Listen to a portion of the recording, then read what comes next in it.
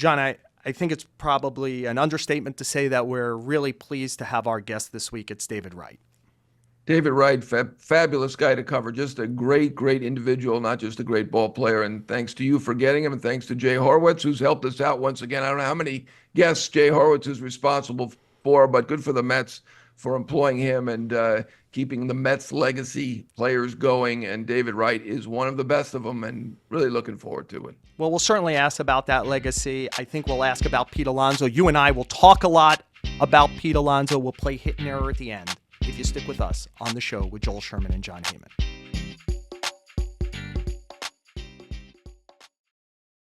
Hey, Yankee fans, spring training is here and not to be missed. The New York Post has partnered with TrueFan Travel to build the ultimate Yankee fan experience this spring down in Clearwater Beach, Florida. TrueFan Travel is offering a 5-night stay at the Hilton Clearwater Beach Resort, tickets to 2 Yankee spring training games, and a meet and greet with former Yankee Lou Piniella. I've known Lou for almost 4 decades. He's a great storyteller. He would be a great person to be around to hear all the great stuff. I'll tell you one good Lou Piniella story that I really like. Lou was the manager of the Yankees a few times, obviously, 86 to 88. He didn't leave the organization. George Steinbrenner loved Lou Piniella.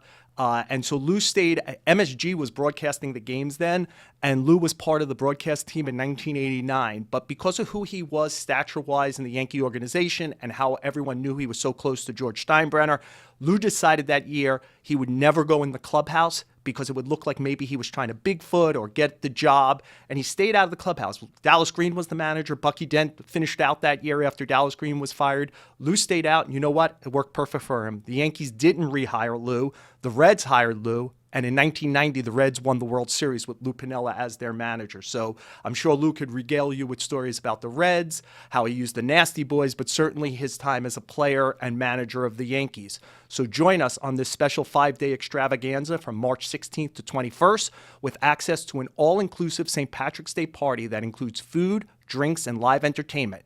Yankee fans, you will not want to miss this trip of a lifetime. For more details, go to TrueFanTravel.com or click on the link in the description below. John, we've gone through a lot of winter and a lot of free agent signings.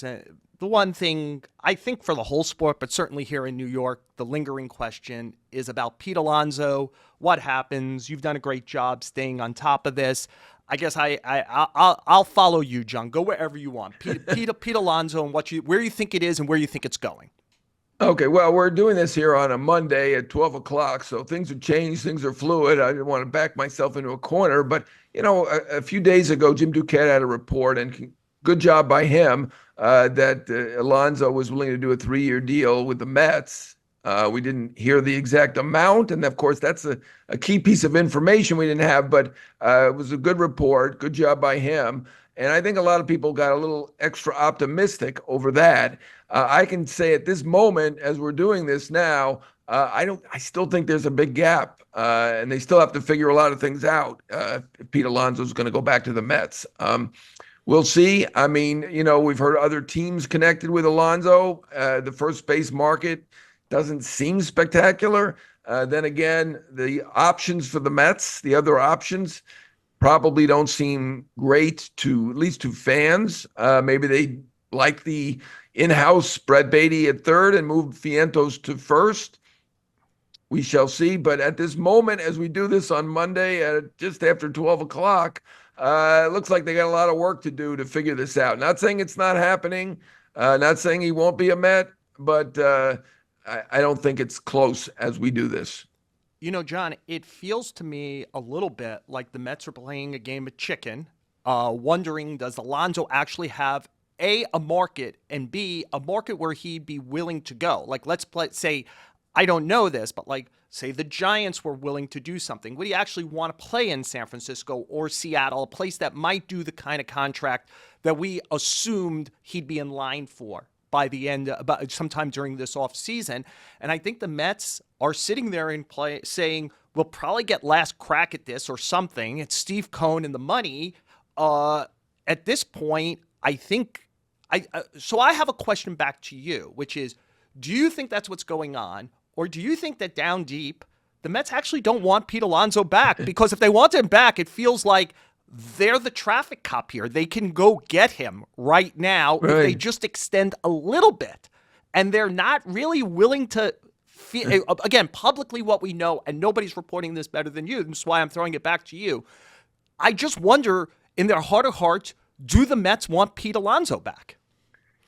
Yeah, I mean, I think you hit on the two possibilities, right? They're playing hardball or they don't want him back. And it might be some combination of that. They're willing to play hardball and they're okay if he leaves. You know, it's part of the negotiation. You know, maybe they want to win this negotiation if they feel like they paid a lot for Soto. And, you know, obviously he's an all-time great hitter. So I don't look at it that way. I think they got an all-time great hitter who's going to improve the team, but maybe they're trying to make up for it. I don't know if you saw those numbers that came out, and it was interesting to see that the Mets payroll has gone down by more than anybody else's, even the Braves, even teams who are doing absolutely nothing. And here they signed the most expensive player ever. So you think they have money to do it, but they are looking at it as a market, and we're going to play it the way we want to play it. I mean, obviously, at some point they'd be happy to take him back. I don't think they want to drive him out and not give it a shot. But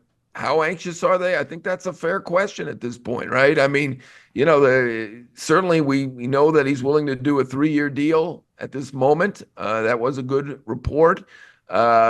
We don't know the figure exactly, but I do think the Mets are willing to do some deal. But they are playing hardball, and we shall see what happens. Maybe they will win this game of hardball, or if he leaves, that's my question. If he leaves, what is the option? That's great. I mean, Beatty's very talented, I think, and he was good at defensively at third, but he's had 2 chances and really hasn't performed in New York. Some people think that's the question, that if he went somewhere else, he'd be really good. I don't know. But the other options out there, unless they go for Bregman, and I've heard nothing about them going for Bregman, they're not close to Pete. Yeah, a few things, John. I did see that, report about the Mets numbers. I think, to be fair, the Mets had a ton of dead money in Justin Verlander, Scherzer, and McCann on their books last year that wasn't on the field. So, I think it's two fruits, but I don't know it's apples to apples when we point out that their payroll's gone down because they were paying for nothing with so many players last year.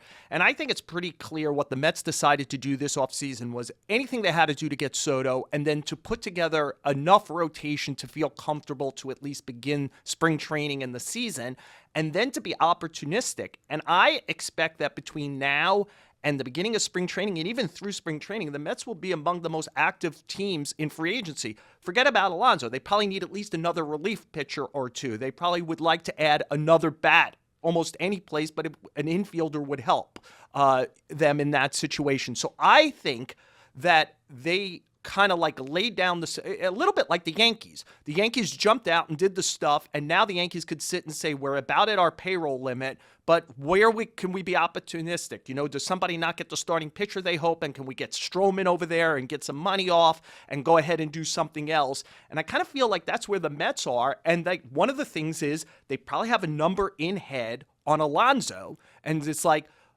I agree with you. There's these two competing things, which is, do they not want Alonso? I think they might want Alonso, but only at their price, and they're willing to let him go if he actually can find it someplace else that he wants to play. It's Pete Alonso. I assume that there's a contract out there he could get.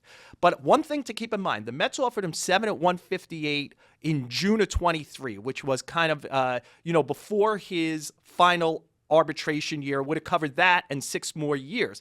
Let's not forget, that was under a different general manager. It was under Billy Epler and not David Stearns. And it was a different agent. It was not Scott Boras. He goes to Boras afterwards. So I think the dynamic changes somewhat from where we were in June 23 to where we are now, where David Stearns seems to be very hard line about defense, about the aging curve for players in their 30s, especially non-athletes. And I think Pete Alonso has fell into that vortex. Yeah, I mean, I think this was probably fairly predictable in a sense. I mean, we didn't know that was going to go into January, but we certainly knew the history and the reputation of David Stearns, right? We knew that Christian Yelich was the one big, huge contract he had signed in Milwaukee, And that was not a free agent contract, but it was still a contract that was going to take a great player well into his 30s. And he didn't do it, right? It was the owner, Mark Attanasio, who did that contract. And we had no sense that he was in favor of it, or, I mean, the owner did it. So the reputation was that he was going to like great players who were in their mid-20s. And we saw that with Yamamoto. He went for him. We saw that with Soto. He went for him. He got him. And now on Alonso, who just turned 30, totally different situation. I mean, he's a Harvard guy, an analytics guy, and he obviously has got the numbers to back this up. From the other standpoint, if you got this kind of great power that Alonso has, if you look at it, could he be another Jim Thome in terms of power? I mean, Thome was a better all-around player, but Thome hit out of his 612 home runs, 369 of them came after age 30. Could he be like that? We really don't know, right? I mean, there are guys who get better or at least stay the same after age 30, but he's looking at it analytically and historically, and obviously they're not buying it, and they want to do short, and it appears like if he is going to be a Met, it will be short. So in that sense, they've already done well with the negotiation. John, I will say this is I know people who have heard it from David Stearns in some way, which is he says there will obviously be outliers over 30. And if forced to, we will try to do our best, whatever we have, to figure out who those guys are. But I'm not arrogant enough to believe that I know who those guys are over the big sample size that guys begin to decline rapidly. So yes, like could it be another Thome situation? I think if we said to David Stearns on Truth Serum right now, he'd say, yeah, it could be, but I don't want to guess at that. And he feels like it's guesswork. The other thing I think we're seeing this offseason is, and you mentioned the other guy was Bregman. Whatever Boris's reputation is, he went very quickly with a lot of guys this offseason. When the market is there, he goes quickly. Like Chapman was done before the season was done, for example. And then, Soto was desired. He got Burns done with Arizona. He got a lot of Frankie Montas, Sean Manaea. It's all done. The fact that Bregman and Alonso linger in this market would suggest what the perception of what those players are worth to how the industry looks at a non-athletic first baseman or a little third baseman who has taken advantage of the Crawford boxes, perhaps, I think suggests that the industry is saying they're a lot more worried about those two players than the name brand recognition value, which feels like Pete Alonso, John, you have Met fans in your life also. It's just, you talk to them, they're just sign them. We want them. It's not their money. And I think the name recognition is different from how there's this generalized view in the industry about them. Yeah, I mean, that first base market has just changed. I mean, you look 10, 15 years ago, the Prince Fielder contract for 214, the Teixeira 180. Of course, you had the Cabrera in Detroit for 240 extension, and you had Pujols 240, and those guys were 32. At least those last two guys were 32, and the world's changed. First baseman, despite inflation, despite the market for ball players generally going up, it's really gone down.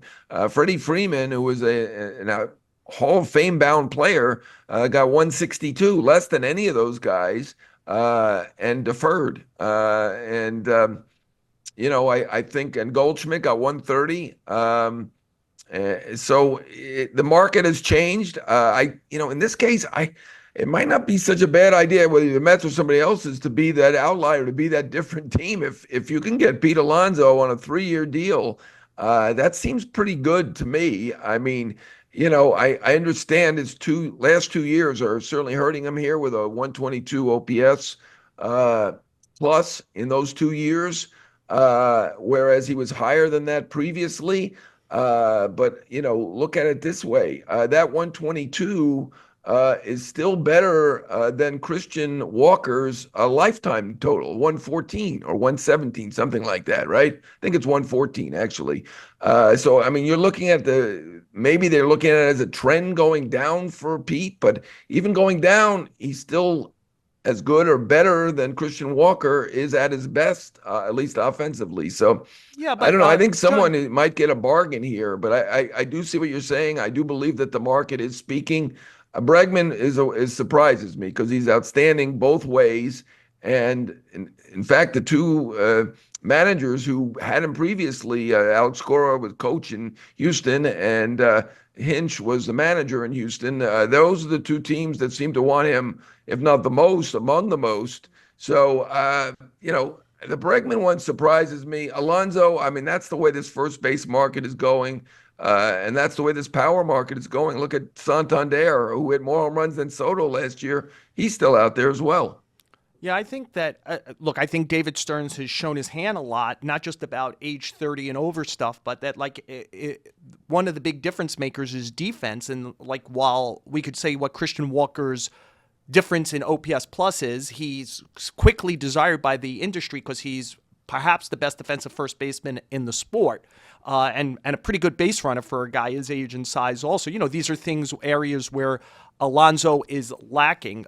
John, before we kind of get completely done with this, our opening here, and go on to David Wright, why don't we flip to just the Yankees real quickly? Because one of the things to keep in mind is an Alonso signing probably tips the Mets over that first luxury tax threshold, the last luxury tax threshold, which is the Steve Cohen one, the fourth one. So it's 110% on every dollar spent over that. It seems pretty clear the Yankees want to go under that. They're at about that's 301, and they're trying to do it. And so they're now, like I mentioned earlier, they put some pavement down about we think we could have a very good team if we do nothing else. Let's try to be opportunistic.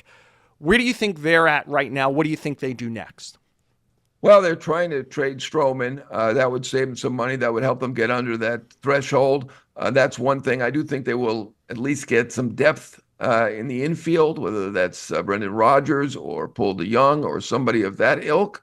Could be. I mean, if they trade Stroman, they could probably get a little bit bigger name, maybe a Polanco or somebody like that. I don't see them going for Bregman at this point. I mean, the fact they ultimately went for Goldschmidt and Bellinger, that certainly hurt Pete, because there were people in that Yankee organization who really loved Pete and were advocating for him. But the analytic people, or I guess like the Mets analytic people and some other analytic people, looking at first base and power, and ultimately Bellinger was the better fit too, as a versatile guy, can play the outfield, left-handed. In this ballpark, that makes more sense. I think the Yankees will add a left-handed reliever, whether that be Moore or Raley or Chafin or Hill, somebody like that. They'll do that. They're doing things around the margins now, but I think they've done a great job, despite not getting Soto, as both of us, I think, have written in the post now. Look, Devin Williams, the guys I mentioned, Max Fried. Certainly they paid a lot for Max Fried. He got a great deal for himself, but to have Fried and Cole at the top of your rotation with more talent after that, on paper, that's a better rotation than anybody's got. So that's a pretty good calling card to have. Yeah, I wonder, I think that they are a long shot in this, but I also wonder if the Yankees are waiting to just fully see what happens with Sasaki, which has got to happen before January 23rd, when his post ends. If they suddenly end up with a minimum wage starter with that ceiling, it would open up things. I'm not sure they would trade Schmidt or Hill, but it kind of makes it a possibility, and then they could get it. I know I've heard a lot about Polanco. I've heard a lot about Araz. It just goes against what they've been doing this offseason. They kind of stared into the abyss about how bad they were at baseball last year and decided to try to get better at baseball. And now you're going to bring in a bad defensive player at second base who might be worse than Gleyber Torres. I don't see it. I almost wonder, should they go get Jose Iglesias? If the Mets aren't re-signing him, he had a pretty good year last year. He could defend. The question is, do you want to keep Chisholm at third base there? Anyway, I agree with you. I think there's an infielder, a second base, third baseman, a lefty reliever, and I think they're going to try to see what happens to Sasaki. And either way with Sasaki, I think they'll try to trade Stroman for as much as they can and see if they could either take back a player with money who they like. Is that a Raz? Would they rather spend 15 on a Raz than 18 on Stroman? Is that I don't see it, but that kind of thing. But I think that's the rest of their offseason. Yeah, I mean, Iglesias, doesn't he have to be a Met? Are they going to move the OMG signs across town? I mean, obviously Soto moved across town. That was a lot bigger deal. I don't think we'd write as much about that if Iglesias went as we wrote about Soto. No, we wouldn't write as much, and that OMG thing would be gone. I mean, that certainly had a value for the Mets, Yeah. right? I think Iglesias should probably be with the Mets. My daughter, who's a Mets fan, is rooting for Iglesias. I'm sure to stay with the Mets, and it's a small amount of money, so I got to think that they're going to do that. But I'm glad you brought up Sasaki because we didn't cover him. I mean, I think the Dodgers are still the favorite. I know that a lot of people thought the Padres were a big threat, myself included. I wonder now with their ownership issue whether that could be an issue for him. I mean, maybe he's not following it, but maybe his agent is, and we'll let him know. It seems like there are a lot of other teams, so it seems more wide open, right? I know I think Ken Rosenthal mentioned the Blue Jays now, and I think we've seen the Cubs, the Rangers, the Mariners, the Giants, Yankees, and Mets. I'm still going to be surprised if he's not a Dodger, Me right? too. I know the industry is going to be upset if he's a Dodger now. They weren't as upset, I don't think, when Ohtani went there, but now that they're the world champions, have Ohtani and Yamamoto and all the rest of the industry might be upset, and I don't know if that affects him or not, but I'm still going to be surprised if he goes somewhere else. Yeah, your daughter and all Met fans, I'm sure, are thrilled. July 19th, David Wright's number gets retired. We'll talk to David Wright about that retirement of his number and much more if you stick with us on the show with Joel, Sherman, and Jon Heyman.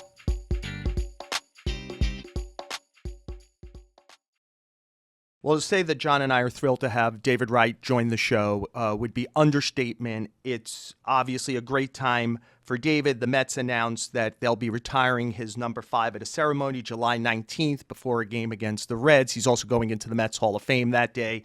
All of it is well-deserved, and all of it we will get to, David. But it's hard to ignore real life. David lives in Manhattan Beach, California, so that's Southern California, and obviously the wildfires are the number one story in the world, certainly in our country right now. So, David, tell us how you and your family are doing and kind of what you're seeing out there, because unfortunately we've got to let real world come in on our podcast here. Yeah, well, fortunately, thank you for asking. Fortunately, my family and I are good. We're a bit outside of the danger zone, the realities of a lot of friends losing their homes, being displaced. So, it goes without saying, and this could be the understatement of ever, is my thoughts and prayers, and I think all of our thoughts and prayers go out to those um, people that have lost their houses, that are having to go through this difficult time, and a incredible thank you to the first responders, in particular the fire department, the police department, for putting their lives on the line to go fight these fires and try to save people's lives and homes. Can I just ask before a baseball question here from John? What are you seeing from? Fortunately, you're far enough away not to be affected. What are you seeing? What are you feeling from family, friends who may be affected by this right now? Well, it's to say that it's apocalyptic sites, I think would be a reality. I mean, I think that from where we sit, the coastline kind of wraps around so we can get a view of Malibu and the Palisades. And a couple nights ago, I took a picture that, I mean, it looks like the fire is within arm's length of what you can see from, and I guess we're maybe 15, 20 miles away from it, but truly an incredible sight. And I mean, your heart just breaks for the families and the people that are right in the middle of this, because it's unlike anything that I've ever seen. And I think it's unlike anything that, a lot of people around here have ever seen. David, we're so glad that you're out of the danger zone. It's truly just an awful thing happening in the whole Los Angeles area to everybody out there, and we all feel terrible about it. And I know you're there and have a lot of friends in the area, so it's obviously a very difficult situation. We appreciate your being on with us today, and we always loved covering you. As Joel alluded to, you're always terrific with us, and I see your number 5 in the background, and so I need to ask you, I know you talked about it a little bit last week, having that number retired by the Mets, really an honor. How do you feel about it? I mean, it's kind of funny because, I hear a lot of people say that, this is a dream come true. And I can't even say that, because there's no way in my wildest dreams would I ever have thought that, something like this would happen. It seems like yesterday that I was out in my backyard with my father, my grandfather, hitting wiffle balls. learning the game of baseball, and to fast forward to now and to have this honor, bestowed upon you is something that every morning I wake up and I pinch myself because I truly can't believe that this is real. And, to be able to have my number next to some of the, not just the Mets, but the game's greats, is a humbling, pinch me type moment. David, I read all the stories coming out of when you did the Zoom conference with the reporters upon this announcement, and I was trying to find something that wasn't asked. Unfortunately, my colleagues did a great job with a lot of stuff, but I thought one of the things maybe that wasn't traveled a lot was, look, you've said I was a 6 foot, 200-pound guy. I made the most of it. I just wonder. You have so much in common with Don Mattingly, captain of a team, great early career, and then a back injury. And I just wonder, like, are there nights where you sit around and go, what if? Like, through age 30, you're one of the most productive third basemen in history. It's a Hall of Fame arc. You're still a young player and this happens. How much what if do you have in your life about your athletic career? Yeah, I mean, I think that, that's a twofold question. And I think the honest answer would be, of course. I mean, of course, that there's times where, you sit back and you think, what if? And there's times that, you sit back and think about, if I hadn't, you know, if this play hadn't happened and I hadn't got hurt, or, if this would have happened, you know, where would I be as far as if I could have helped bring a championship back to Queens while I played, and B, on a more selfish personal note, like, how my career would have ended up if I could have wrote the story that I wanted to write.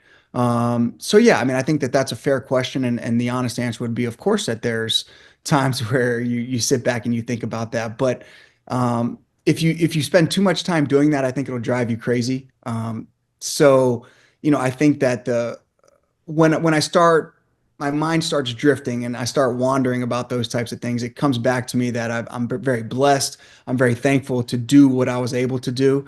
And if you would have told a 5 or 10 year old David Wright that, we'd be sitting here having this conversation, playing the what if game, with what I was able to do with, like you said, that 6 foot, 200-pound frame and lack of athleticism, then I would have signed up for that in a heartbeat. So I guess the answer to that, the short answer is yes and no. But I do feel like with my background, my father being a police officer, my mother driving our school bus and becoming a teacher's assistant, that blue collar attitude of trying to gain every ounce of ability and reach that ceiling that I think I was able to reach.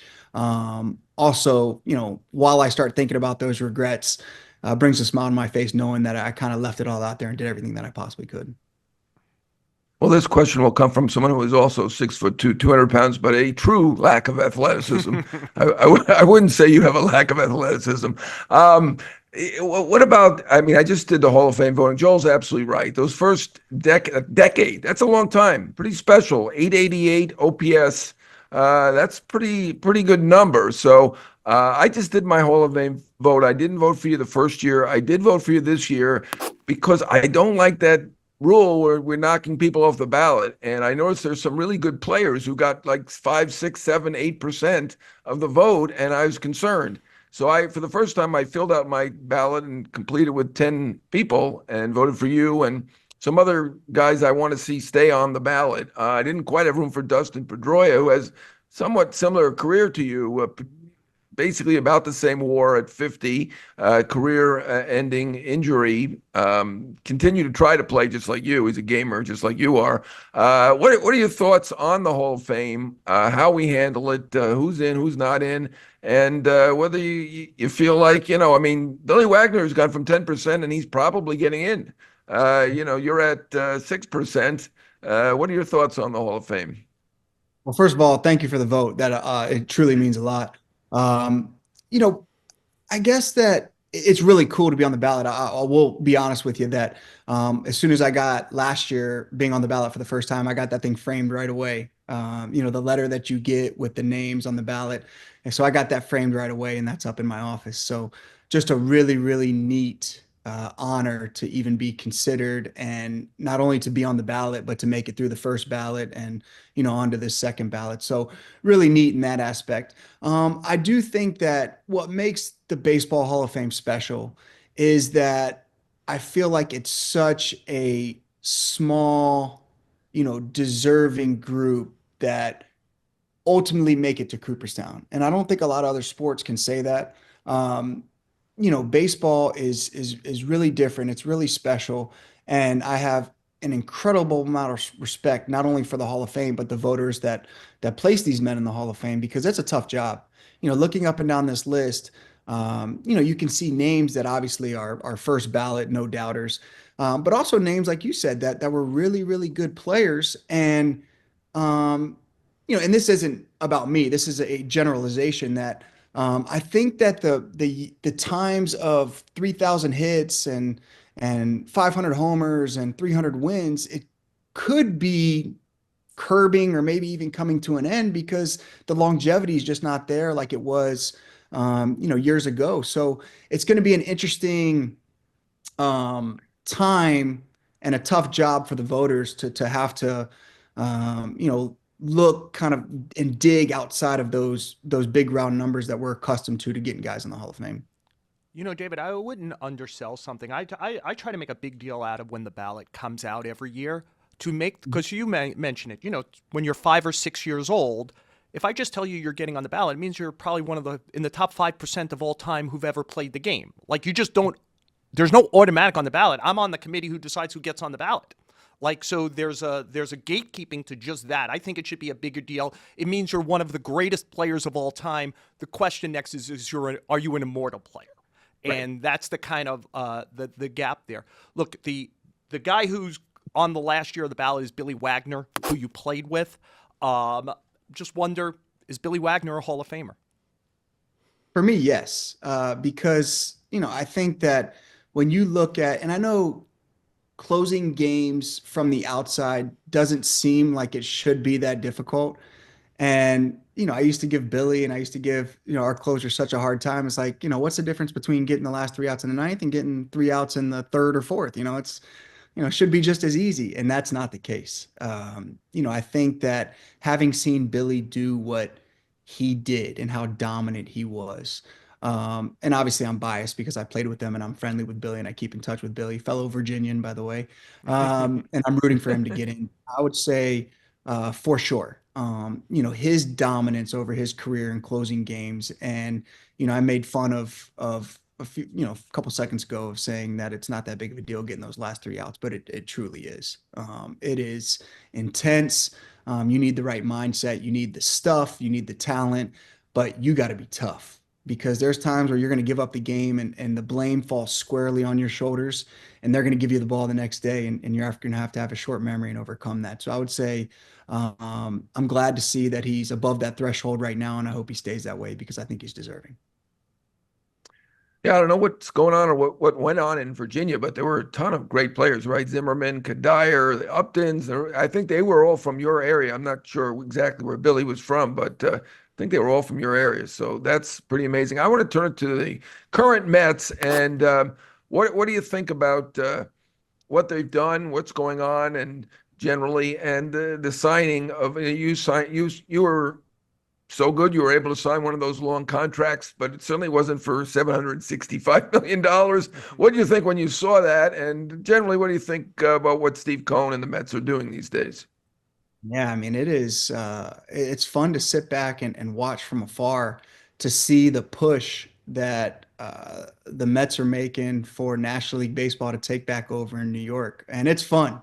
When you look back and you see ownership and the Mets involved in pretty much every major free agent, and the Mets are in on this guy, the Mets are in on that guy. I mean, it's really neat, to sit back as a fan from a fan's perspective and kind of realize that when it all costs mentality and the attitude that not only are we the Mets, trying to take over New York, but trying to take over baseball for that matter. And it's going to be a tough climb with the Dodgers and some of these other organizations that have proven that they can win consistently year in, year out. But man, is it fun to be a part of. And, to go out and to sign Juan Soto, to pair him up with Francisco Lindor and, have Brandon Nimmo on a long-term deal, have some of those young guys come up with Vientos and Alvi. I mean, it's just a really fun time. And I think that, I think, in my opinion, that's how you build a sustainable winner is, you have those core players that you've developed that I think take a lot of pride in putting that uniform on. And then you sprinkle in these free agents, especially, with the talent of a Juan Soto and a Francisco Lindor, although they traded for him. And you create this sustainable winner. And I think that that's what ownership, that's what the organization's trying to do. And I can rally behind that. David, this is one of those moments where I have the angel and the devil over my shoulder, and we probably dealt with each other long enough to know that I'm probably going to side with the devil here. You mentioned ownership that's willing to go for it. The Wilpons was certainly good to David Wright, right? The long-term contract, captain. You kind of wish that you had this owner during your career and kind of went for, again, it was a devil question. I recognize it. You know what? And people ask that often, and my answer to that is fairly consistent. It's I I judge people with how I've seen them treat others and treat me, and I have nothing but incredible things to say. Actually, one of my first phone calls that I received after the Mets announced that they were retiring my number and putting me in the Hall of Fame was from Fred Wilpon. We talked for probably 30 minutes, and it was one of the most genuine, nicest calls that I've ever received. And that's the relationship that I had, with the Wilpons, and that's what I'll remember. And when people ask, those are the types of stories that I tell because they treated my family and I first class, and the way that they treated other people, I think was first class as well. Yeah, I have no surprise that Fred Wilpon called you. Anyway, John, you go. And I'm not surprised that you like everybody as far as I know. At least if you don't, you certainly hide it very well. And Fred is a true gentleman. There is no question about that. I want to ask you about the key question that's going on with the Mets right now. Obviously, they've improved their team getting Juan Soto, but Pete Alonso still out there. And do you have a role? You're an advisor, I think, with the Mets now, right? Do you have an active role? Are you advising them, or are you just? I am not. There's no advice given from my end. I help them out with doing some charity stuff. More of a kind of an part-time role. So my advising is non-existent. But what advice would you give them? If they were to ask, I would say that there's a different feeling and a different sense of pride when you put that uniform on for the team that gave you your first opportunity, drafted you, developed you, not made you a star, but helped you become a star. And Pete's certainly a star. And I think that, I think the majority of Mets fans, and myself included, would love to see Pete stay in a Mets uniform. But, I've never faulted a player for trying to go out there and test the market and to try to, maximize that earning potential. So as much as I think we'd like to see him remain in a Mets uniform, I don't know what's going on behind the scenes. And for me to pass judgment on a situation that I don't know, who am I to say? But I'd love to see him continue his career in a Mets uniform because, again, I think that's what made our little rivalry with the Braves and the Phillies when I played so special, is that on one side you had the Chipper Jones and the Brian McCanns and the Jeff Francors and those homegrown stars, and with Philadelphia and Chase and Jimmy and Cole and Shane Victorino, Ryan Howard. I think that's what made these rivalries so special, is that we were in the same place for an extended period of time, and we truly had that disdain for one another. So I hope that happens where more players, not just Pete, tend to stay in the same place, so we can start, forming those terrific rivalries. Your dad, just to play off that a little bit, David, you're the greatest Met to ever just be a Met.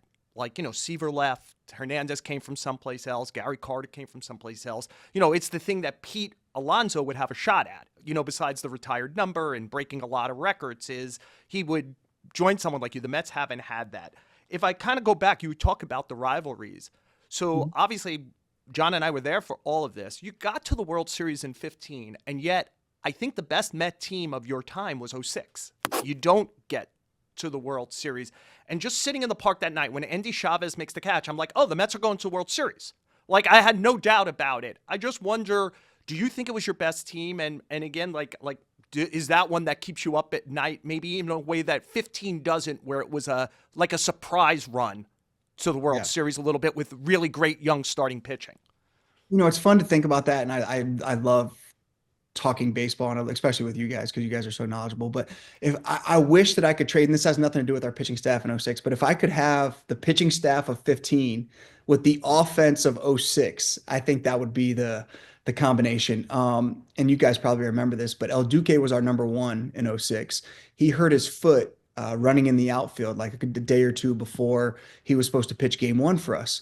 So we were already a little thin pitching wise, and then to lose your number one right before the playoffs was devastating. So if we could have Jacob deGrom and Matt Harvey and some of these guys, suit up in '06, I think that would have been certainly the dream team. But '06, that offense was so good. So good. I mean, and you had, Jose Reyes and LaDuca, I think, hit 300 with a big on-base percentage. Delgado, Beltran, Jose Valentin had a monster year. Our bench was really, really good. So, looking back on it, that being a offensively biased player, that was just an incredibly fun team to be a part of because it seemed like we could beat teams 15-10 or go out there and score 20 runs on a nightly basis. So, I'll take the '06 team just because of my bias, but 15 was pretty special too because it kind of came out of nowhere. One clarification. I'm quite a bit older than Joel. Apparently, Seaver actually didn't leave. He was let go. He was traded, and then they stipulations, John. Technicalities. Well, I think Tom Seaver deserves a defense here. He didn't leave. Anyway, speaking of pitching, that pitching staff, those pitchers you were with in those later years, deGrom, Harvey, all of them. What's your recollection of them? I mean, that group of pitchers. I mean, Wheeler's gone on to be unbelievable. deGrom, amazing. Harvey, unfortunately, cut short. How do you recall them? I mean, I'm trying to think of the right word for it. Like electric, I think comes to mind. I mean, it was like, I try to view things as a visiting hitter, and coming into New York to have to face deGrom, Harvey, Syndergaard. Wheeler wasn't necessarily a part of that group because he was hurt. But you think about, what could have been with Wheeler and we had Matz and Bartolo. I mean, it was just, it was an embarrassment of riches, what we thought at the time. And, guys have gone on to do different things, in particular, Wheeler's become one of the best pitchers in baseball. But it's just, again, sitting back playing that what if game. What if, we could have had a starting five that included a number of those guys, with an adequate offense. It just seemed like, and I can remember when Sandy Alderson came to Virginia when I signed my extension, and he's telling me about these guys, the deGroms and the Harveys, and I didn't really know who they were, and I started digging a little bit. I'm like, man, they're pitching pretty good in the minor leagues, and come to fruition a couple years later, or a year later, whatever it was, these guys are coming up here dominating. So again, that tricky, hard to swallow what if game if everybody could have stayed healthy and kind of put that rotation together. Because like you said, it'd be tough to find, more dominant, 3-4 guys come playoff time than the guys that we've just been talking about. Last question for me. That third base is the tough position anyway, but with the Mets, it was basically a 4-decade black hole until you got there, and you filled it beautifully for more than a decade. So great for you. They got another guy who's probably the second best third baseman who ever played for the Mets last year, Mark Vientos. He did a great job. They're thinking of moving him to first. What do you think about that? It feels to me like third base has been so difficult to fill. Let's leave him at third base if we can. And did you follow him and see what he did last year?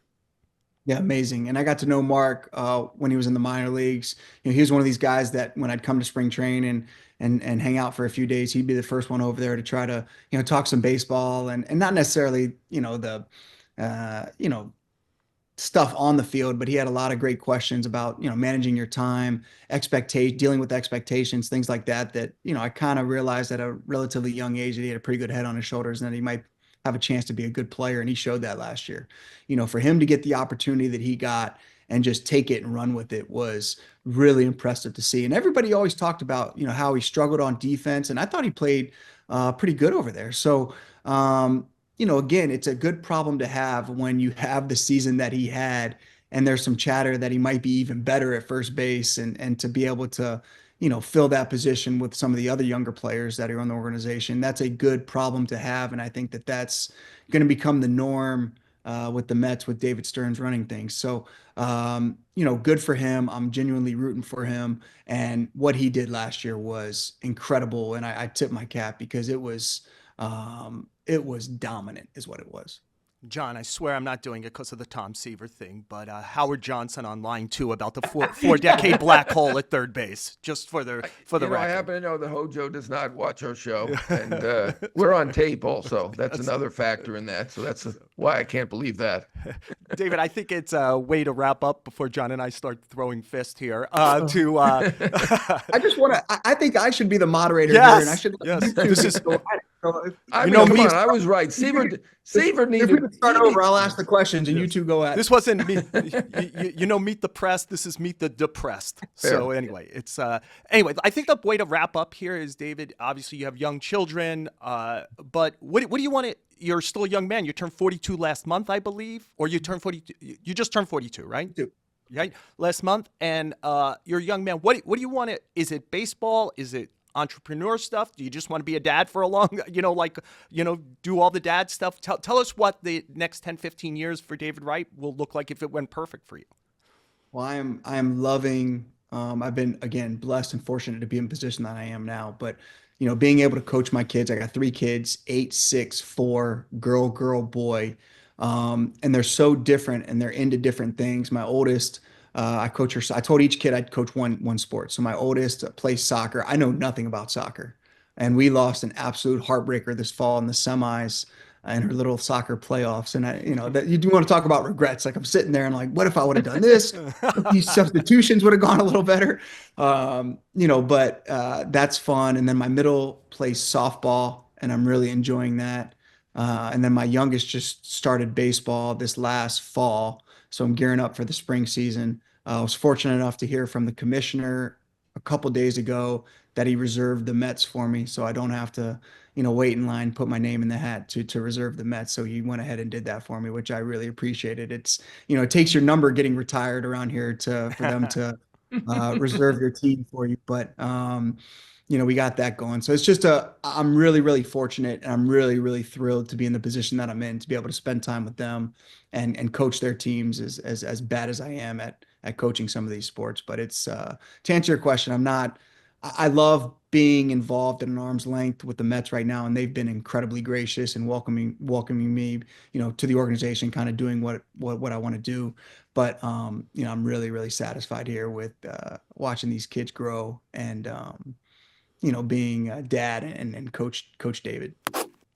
David, John and I often end the show by talking about how much we appreciate guests, especially how great they were when we dealt with them, when they were players, coaches, managers, executives, stuff. I just want to do a personal one. It always gets touching because when I talk about my dad, as unfortunately because we talked about it, is developed stenosis late in his life and had a lot of mobility problems. And I can't tell the people who are listening to this how many times I asked David Wright for advice, and how kind he was to talk about it with me when he was battling his own situation, and it meant the world to me, and we really enjoyed covering you, and we're both incredibly pleased that your number is getting retired July 19th before the game against the Reds, and also, more important, that you and your family are safe and sound right now with the wildfires going on in Southern California. And thank you so much for joining the show this time, and congratulations again. And guys, I truly miss this. I miss the baseball talk, and you guys are two of the most knowledgeable. It goes without saying that I've come around. So to be able to catch up a little bit, talk a little baseball, and watch you guys go at it back and forth, brings a smile. These are the things that I truly miss. So, maybe we could do this a little more often, but thanks for having me. I appreciate the kind words. And, likewise, it was a pleasure dealing with both of you. And again, I miss the chalk talk. Thanks, David. All the best. Thanks, David. Thanks a lot.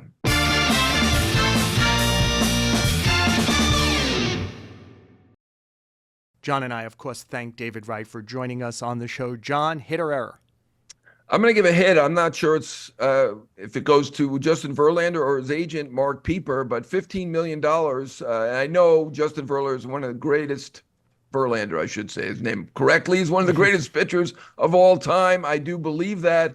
But negative WAR last year, a 5 ERA. He's 41 years old. I know he says he wants to pitch till he's 50. He is miraculous, incredible, all of that. But $15 million, I think the Giants are taking a flyer. I kind of get it because it is Justin Verlander. Someone remarked to me, is Buster Posey remembering when he faced Verlander? I don't know. I'm not sure, but good for them. And I'm not just saying that because Pieper went to Northwestern, but good job by him and by Verlander. And by the way, I checked Baseball Reference, and Verlander is up to $404 million for his career. And this is a guy who took 1- and 2-year deals and bet on himself and did pretty well. Even though he took a 65% pay decrease from his Mets/Astros salary last year, $43 million, I think that's a hit. $15 million. John, you and I do not discuss hit or error at the end, and my hit was Justin Verlander. Oh my God! But for a different reason, which is I'm glad he's carrying on. I don't, if he does, he'll probably have to struggle. He's won 37 games over the last 3 years combined. He's 38 short of 300. I suspect that if anyone is ever getting to 300 again, they're not even born yet. So I like that he's going to take, you mentioned he wants to play to 50. I'm not much for milestones, but this one in an age of where rotations have gone to 5 men, and often I think we'll see 6-man now this year, where relief pitching has dominated and taken away wins from pitchers when the whole industry doesn't give a crap about wins anymore, that there's still a guy out there battling against the tide trying to get to 300. And might be the last of his kind. I think that's kind of cool, and I'd like to see him really make a shot. It would be great if he got like 10 to 12, 13 wins this year. He had his worst year last year. Is at the beginning of the end. He's going to pitch at 42 this year.